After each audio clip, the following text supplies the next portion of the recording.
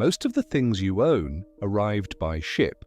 Your phone, your clothes, your furniture, your food packaging, and almost all of them traveled on a ship far larger than most people realize. Over the past 60 years, cargo ships haven't just grown, they've exploded in size. Ships today are longer than skyscrapers laid on their side, wider than city streets, and capable of carrying entire towns' worth of goods in a single journey. So why does this keep happening? Why aren't ships staying big enough? And why does the world keep building vessels that seem too large for ports, canals, and coastlines? The answer isn't ambition, it's economics, physics, and a global system that quietly rewards scale until it doesn't. At the heart of ship growth is a deceptively simple rule. The cost of moving one container drops as ships get larger. Fuel, crew, insurance, navigation systems. Many of these costs barely change whether a ship carries 5,000 containers or 20,000. So when a ship doubles in size, the cost per container often falls dramatically.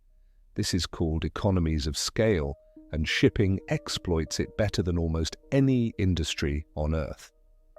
A modern ultra-large container ship might carry over 24,000 containers. That's thousands of trucks replaced by a single voyage. For shipping lines operating on razor-thin margins, bigger ships mean survival. Water behaves differently than air. As ships grow larger, they don't experience drag in the same punishing way aircraft do. In fact, larger ships often become more fuel-efficient per ton of cargo. A longer hull creates less resistance per unit of weight. A wider beam allows more containers without proportional increases in drag. In simple terms, a giant ship moving slowly can be astonishingly efficient. That's why modern container ships often travel at just 16 to 18 knots. Slower, but cheaper. Before the 1960s, ships carried loose cargo. Every crate, barrel, and sack had to be loaded individually. Then came the shipping container. Standardized containers meant faster loading, predictable stacking, modular scaling. Once containers could be stacked safely and efficiently, ships could grow upward, outward, and longer without redesigning the cargo itself. Containers didn't just make shipping faster, they made it scalable. As ships grew, ports faced a choice: adapt or be bypassed. Bigger ships need deeper channels, taller cranes, stronger quays, massive storage yards.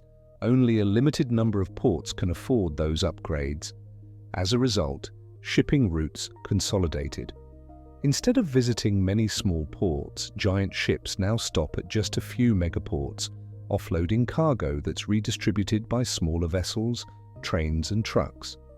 This hub and spoke system rewards big ships and punishes ports that can't keep up. For decades, canals acted as invisible governors on ship size.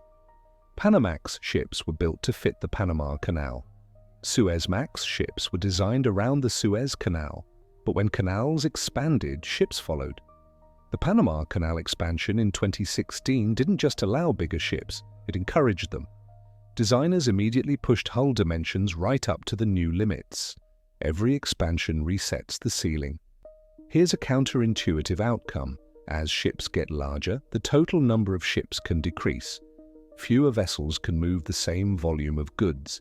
That means fewer crews, fewer voyages, fewer port calls. For shipping companies, that's efficiency. For ports and supply chains, it creates fragility. When one giant ship is delayed, tens of thousands of containers are delayed with it. Larger ships concentrate risk. If a small ship runs aground, it's an inconvenience. If a megaship blocks a canal, global trade shudders. The Ever Given wasn't the first oversized ship to cause disruption, it was just the most visible. As ships grow, failures become rarer, but far more impactful. At some point, ships will stop getting bigger, not because we want them to, but because ports can't deepen, canals can't widen, cranes can't reach higher, insurance risk becomes unacceptable. Shipping rewards size. It rewards consolidation. It rewards companies that can afford enormous capital investments.